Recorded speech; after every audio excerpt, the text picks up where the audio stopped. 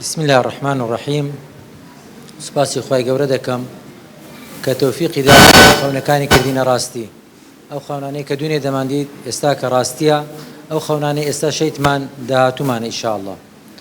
خۆشەویستان، دەمەوێت سەرنجتان ڕاکێشم لە بۆ وەسفێکی قورئانی لە بۆ ڕیجال چێیە؟ قورئان بە چێ دەرێ ڕیجال؟ صفاتەکانی ڕیجالی چییە لە قورئانی پیرۆز؟ خوای گەورە لە سێ سوورەتی باسی ڕیجالی دەکاتن. طبیعی لەناو ئیمانداران هەمیان نابنە ڕیجال. ڕیجالی قورئانی باسی نێرومێی نییە، ئافرەتیش دەبیتە ڕیجال، یعنی ئەو وەسفی ڕیجالی معنای نێرومێ نییە لە قورئانی پیرۆز. خوای گەورە یەک لە صفاتەکانی ڕیجالی باز دەکاتن لە سوورەتی یاسین ئاەتی 20 دەفەرمێتن وجاء من أقصى المدينة رجل يسعى، یعنی ئەو کەسەیە دەستپێشخەر بووە. یەک لە صفاتی ڕیجالی گوتمان ڕیجال نێرومەیە، عیلاقی پێدا نییە. لەناو ئیماندارەکانیش هەمیان نابنە ڕیجال. لەناو ئیماندارەکان ئەوجا کە باسی ئەو ڕیجالانە دەکا دەستپێشخەر بووە، یعنی ئەمە نە خەڵک هەڵی بژاردینە، نە پێگەی حکومیمان هەبوو کە خزمەتی خەڵکی بکەین، دەستپێشخەر بووینە لەوەی کە خزمەت بکەین. ئەوە صفاتێکی ڕیجالیە، لێیەکە مهرەبانی ویسیتی ئەو صفاتە جوانانە لە خۆی کۆ بکاتەوە. ئەمە لە خۆمانەوە تەطەوعاً هاتینە دەرێن، ئەمە دەبینە خزمەتکاری نەخۆشی فەقیر لە پێناو قیامەتی خۆمان.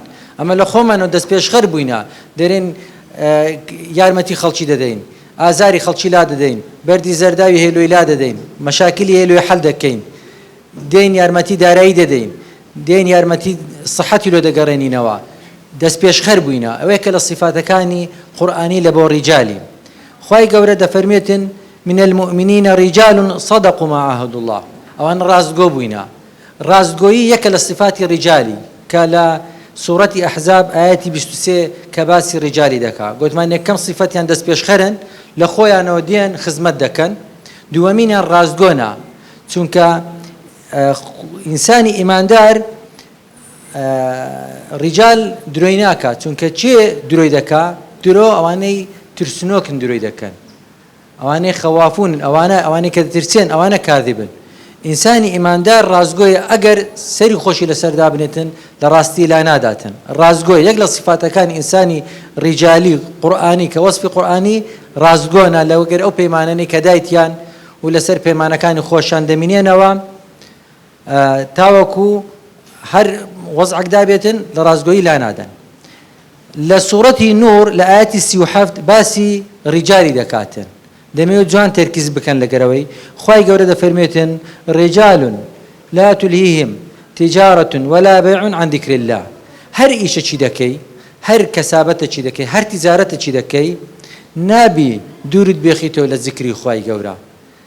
وإقام الصلاة، نابی نێژت لەسەر ئیشت دابنێ، یعنی نێژ إقامة يعني نيجي رادقرن نك أداء الصلاة. أداء الصلاة يعني عملي نيجا كيدكن، بس إقامة الصلاة يعني نيجي رادقرن، نيج راقرتين هر أونية كركوع وسجود دبين، يعني كإنسان بكامل يدرس كرايا وما خلقت الجن والإنس إلا ليعبدون. نيجا كان هم ساعتنا خاني بلام إقامة الصلاة هر 24 ساعة دخيني هم حياة من دخانيتن ليك إقامة الصلاة صفات إيمان دارانا كوا إن الصلاة تنهى عن الفحشاء والمنكر، دورد بيخيتو لإيش خرافة. دوايكا وإيتاء الزكاة، أو بارك خواي قورة دايتيه سليتشي دا بخشيته وهجاران. يا كم شر مسلمان لتاريخ مسلمان لسا زكاة درزبو زحمتك باري دربينيو ببخشيوا.